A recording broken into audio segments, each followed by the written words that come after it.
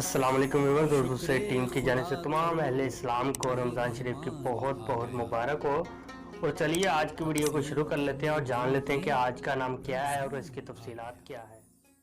Viewers, आज का नाम है महरीन। इंग्लिश में इसके स्पेलिंग बनते हैं MAHREEN। जिन्स लड़की है, मज़हब है मुस्लिम। मायनी है इसके चांद और सूरज जितनी मोहब्बत करने वाली, मोहब्बत वाली, उल्फत वाली। महरीन नाम का शुमार लड़कियों के नामों में होता है। महरीन नाम के अफराद के लिए खुशकिस्मत नंबर 8 माना जाता है, जबकि खुशकिस्मत दिनों में बुध, जुम्मा और हफ्ता शामिल है। खुशकिस्मत वाली धातुओं में हिस्सों के हिसाब से चांदी और तांबा शामिल है। महरीन नाम के अफराद के लिए मुआफिक रंगों में पीला, नीला और सफ़ेद रंग शामिल है। महरीन नाम के अफराद के लिए मुआफिक पत्थरों में हीरा शामिल है।